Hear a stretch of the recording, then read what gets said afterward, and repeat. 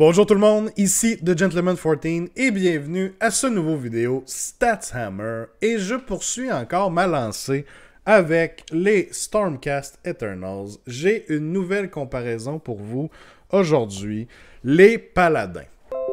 Les unités Paladins Stormcast, c'est probablement les plus gros modèles, les Beefy Boys, qu'on veut savoir lequel fait le plus de dégâts, qu'est-ce qu'ils nous apportent, lesquels choisir. On a quand même eu pas mal de changements avec le nouveau livre et on a eu l'arrivée des Annihilators à travers tout ça, autant avec les boucliers qu'avec les Grand Hammers. Donc ça va être intéressant de vous montrer qu'est-ce qui est capable de faire quoi à travers ces unités-là. Je vous présente aujourd'hui les Decimators, les Protectors, les Retributors et les Annihilators avec Meteoric Grand Hammers, donc le gros marteau à deux mains. Pourquoi je n'ai pas inclus les Annihilators avec bouclier?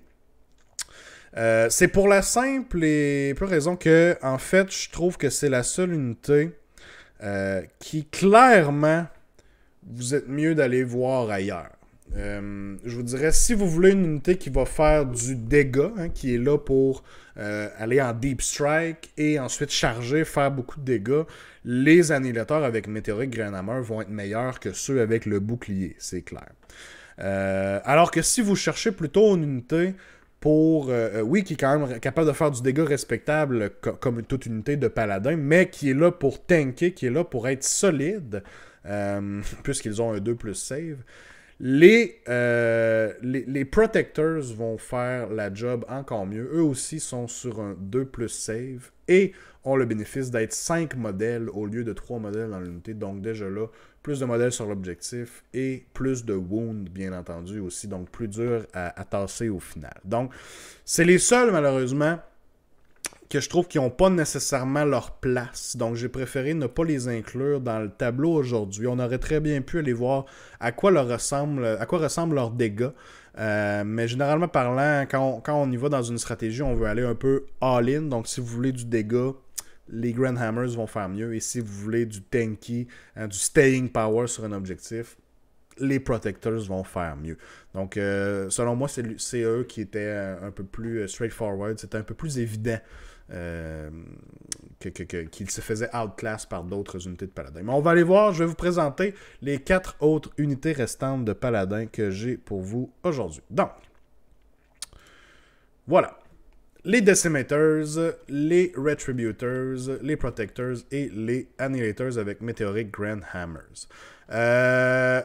Faut savoir que chacune des unités a été renforcée une fois. Donc, on a des unités de 10 pour les Retributors, Protectors et les Decimators. Et on a une unité de 6 modèles pour les Annihilators avec Grand Hammers. Aussi, c'est un peu ce que j'ai fait dans ma dernière vidéo au niveau du shooting, là, avec les Judicators versus les Raptors, tout ça. Je suis allé leur mettre leur buff le plus courant, en fait, le All-Out Attack, qui est probablement le buff le plus facile à mettre sur n'importe quelle unité. Donc, ici, ils ont un +1 to hit d'intégrer à travers leur profil d'attaque. Et c'est quand même important de mentionner que les Star Soul Mace, donc pour ce qui est des protecteurs, les Retributors et les Decimators, les Star Soul Mace sont comptés aussi. Donc, même avec EOS Stats Hammer, il y a moyen de le faire. Là, vous voyez dans le profil ici. Ce que vous faites, en fait, c'est que vous leur donnez... Bon, il y a 4 modèles dans l'unité de 10 qui vont avoir une Star Soul Mace. Ils ont ça chacun une attaque. Le to hit, to wound, le rend, tout ça, ça n'a pas d'importance parce que vous venez mettre un dommage de 0. Donc là, ça ne viendra pas changer votre dégât parce que vous êtes obligé de mettre un profil d'attaque comme ça. Donc là, vous mettez dommage 0 pour être certain que ça ne vienne pas jouer sur les statistiques. Mais dans les modifiers, vous venez chercher Mortal Wounds et les unmodified rolls de 2, to hit, vont faire des 3 mortels. C'est comme ça que vous allez chercher l'habilité de la Star Soul Mace, finalement, pour être capable de la compter dans le dégât. Donc, vous êtes certain que les mortels sont bien comptés dans les statistiques, mais pas le profil d'attaque qui est à dommage 0 ici. Donc, je voulais vous montrer un peu comment faire, parce que c'était pas nécessairement évident comment penser, ok, ça, c'est une habilité, il n'y a pas de to wound, il n'y a pas de rend, tout ça, comment je fais pour le rentrer dans les statistiques. Donc, c'est faisable, c'est faisable. Donc, tout de suite en partant, vous allez voir dans la courbe ici, Les Retributors commencent gagnants alors qu'on est contre du 2 plus save, mais très rapidement, ce sont les Annihilators with Meteoric Grand Hammers qui vont prendre le dessus. Vous voyez les courbes ici. Les Annihilators qui restent vachement au-dessus du reste au niveau du dégât. Lorsqu'on le regarde en stats, vont commencer à du 19 wounds sur du 2 plus save. Il y a seulement les Retributeurs qui vont les battre avec du 21.44 wounds de moyenne. Mais tout de suite après, on tombe à du 26 contre un 3 plus save, 32, 39 et on est rendu à du 39, presque 40 wounds de moyenne pour les Annihilators avec Grand Hammers. Ça cogne, ça fait mal. Et ça, bien entendu, malheureusement, les Star Soulmates, tout ça, j'ai pu les intégrer dans les profils, mais il faut se rappeler que les Annihilators vont avoir aussi des mortels sur la charge. Et lorsqu'ils sont déployés, finalement, ça, ce sont du dégât qui ne peuvent pas vraiment être comptés ici. Donc, c'est un petit peu plus encore leurs dégâts moyens. Qu'est-ce qu'ils vont faire une unité, ça va dépendre. Là. Ça dépend aussi du nombre de modèles qu'ils ont, puis où est-ce que l'unité est placée. Mais j'ai préféré laisser ça de côté parce que ça commence à être un peu plus complexe. Mais rappelez-vous que en plus de tout ça, les Annihilators vont pouvoir avoir des mortels de plus sur le côté. Donc, c'est sûr qu'au niveau des points, c'est les plus chers. On est à du 4,80. Mais quand on regarde vite comme ça, on est avec des Retributors à 470. On a vraiment beaucoup plus de dégâts au niveau des Annihilators. Vous me direz oui, mais les Retributors vont être 10 modèles, alors que les Annihilators sont à 6 modèles. C'est vrai. Vous avez tout à fait raison, mais si vous voulez vraiment aller dans une optique de dégâts, dans une optique de deep strike, et je fonce dans le tas et je craque ce que je viens d'attaquer, je l'ouvre complètement, vous devriez y aller avec les Annihilators, puisque c'est eux qui vont avoir le plus de chances de tuer ce qu'ils ont à tuer et de ne pas manger de dégâts en retour. Donc, si vous voulez vraiment aller all-in dans cette stratégie-là, le Deep Strike avec beaucoup de dégâts, les Annihilators vont surpasser les autres ici présents. Donc, là-dessus, pas de doute. Pas de doute là-dessus. Il faut que je parle aussi des Decimators. Les Decimators ont 5 attaques par modèle. Par contre, ils ont une habilité spéciale où, lorsqu'ils ont moins de modèles dans leur unité que le nombre de modèles de l'unité qu'ils attaquent, ils vont gagner 2 attaques additionnelles par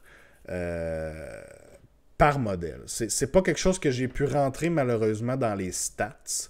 Je pourrais tout simplement décider qu'ils ont toujours ce buff-là, voir de quoi ça aurait l'air au niveau des attaques, tout ça. Mais ça changerait pas grand-chose. Oui, on va avoir des attaques de plus. Oui, on va avoir du dommage de plus.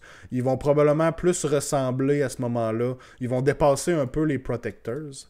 Mais au final, les Decimators étant sur un 3 plus save, même avec ça, regardez, on peut le faire en live, en fait, on peut aller modifier immédiatement, puis dire que les Protectors qui ont, les Decimators qui ont les haches ont toujours du 7 attaques, en fait, par modèle. Et là, on voit que ça va augmenter. Hein, ils vont dépasser les Protectors en termes de dégâts.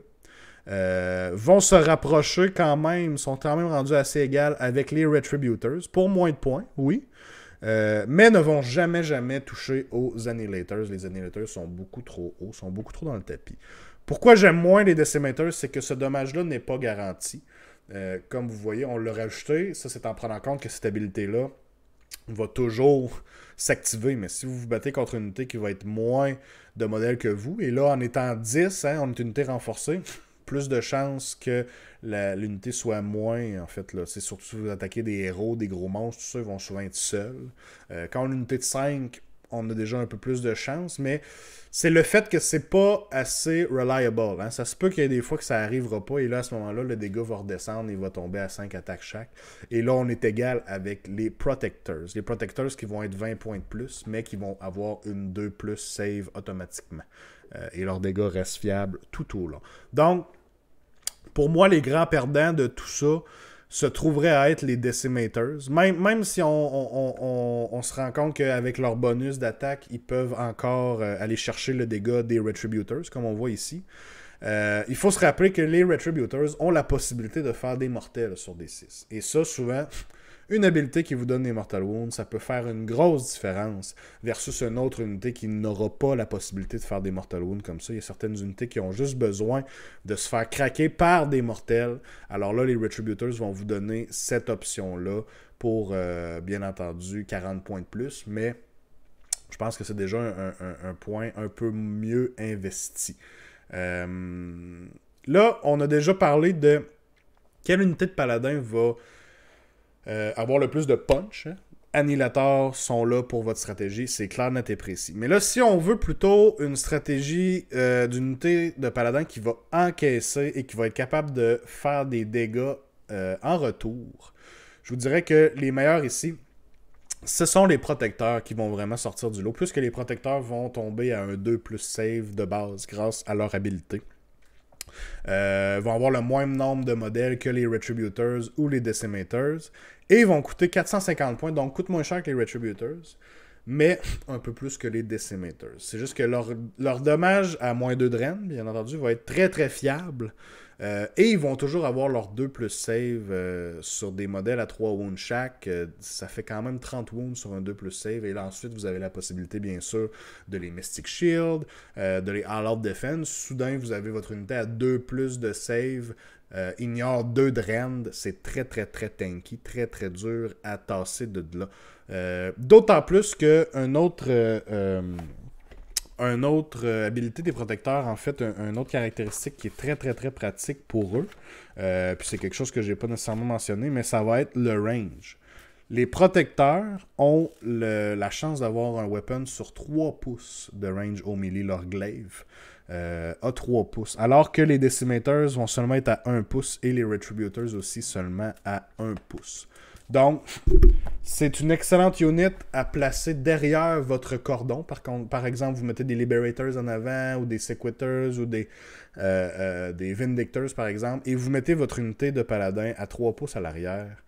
Et ils vont sensiblement être capables de pouvoir pile-in et de contre-attaquer une unité qui a peut-être chargé votre cordon. Et le bénéfice aussi d'avoir 3 pouces de reach, c'est que généralement, la plupart de votre unité, de votre paquet de 10, en fait, va être capable de se battre. Les autres, si on les monte à des paquets de 10, les Decimators, les Retributors, vont avoir un peu plus de misère à être capables de tous se battre, puisqu'ils n'ont seulement qu'un pouce de reach, et la grosseur de leur base fait que c'est très, très, très difficile, généralement. À moins que vous soyez entouré, c'est pas tous vos modèles dans l'unité qui vont être capables de se battre. Avec les Protectors, ben, généralement, il y en a beaucoup plus qui vont être capables de se rendre, vont être capables de pouvoir faire leurs dégâts. Alors, oui, possiblement qu'ils sont ceux qui font le moins de dégâts quand on regarde comme ça, mais ça, il faut vraiment prendre le contexte que c'est si tous les modèles sont capables d'attaquer. Et c'est une chose que les Retributors et les Decimators vont avoir beaucoup plus de difficultés à faire. Donc, généralement parlant, les Protectors vont être les gagnants là-dessus. En fait, je vous dirais que si vous avez vos deux situations, les gagnants vont être les Annihilators lorsque vous voulez rentrer dedans, hein, puncher bien solide et ouvrir un trou dans l'armée adverse. Les Annihilators avec les Grand Hammers sont assez solides là-dedans. Et si vous voulez plutôt une unité avec du staying power qui va pouvoir contre-attaquer davantage, les Protectors sont très très très bons là-dessus. Ils vont avoir leurs 2 plus de save, leurs 3 pouces de reach et vont faire du dégât constant avec la possibilité de faire des mortels avec les Star Soul Mace, bien entendu. Tantôt, je parlais des Decimators versus les Retributors. Je disais que les Retributors avaient la possibilité de faire des mortels davantage que les Decimators. C'est pas que les Decimators ne peuvent pas en faire. Ils ont les Star Soul Mace. Mais les Retributors vont faire des mortels de plus avec leur marteau. C'est pour ça que je donnais la petite coche de plus au niveau des Retributors. Mais là, ici, au moins, on a les Protectors avec du dommage très fiable et qui ont la possibilité de faire des mortels à travers, très tanky, tout ça. Donc, je pense que les deux grands gagnants là-dedans vont vraiment être les Annihilators et les Protectors. Donc, laissez-moi savoir ce que vous pensez de tout ça. C'est lesquels vos paladins préférés, vous? Moi, c'est sûr que j'ai un beau faible pour les gros marteaux, autant les Retributors que j'aime beaucoup le modèle et les nouveaux Annihilators avec les marteaux à 2 mains sont assez badass. Quelle unité de paladin est votre préférée? Est-ce que vous pensez qu'ils ont autre rôle à jouer? Laissez-moi savoir dans les commentaires. Et puis, si vous avez d'autres unités, si vous avez d'autres de War Scroll ou comparaisons que vous aimeriez voir sur le channel, eh bien, allez-y avec vos suggestions. Et c'est pas obligé d'être juste avec les Stormcast. Comme je vous ai dit, c'est que tu sais, Tassi, je suis beaucoup dans le livre Stormcast, donc j'en profite pour faire mes comparaisons. Et bien, je me dis que si ça peut vous intéresser, si ça peut vous aider dans votre list building à savoir un peu plus qu'est-ce qui est quoi, qu'est-ce qui fait quoi, eh bien, je vous le partage. Ça me fait plaisir pour ça. Donc, j'espère que ça vous aura plu. Lâchez-moi un petit like si ce n'est pas déjà fait. Subscribez-vous au channel aussi, ça encourage beaucoup. Et sur ce, je vous dis bye bye!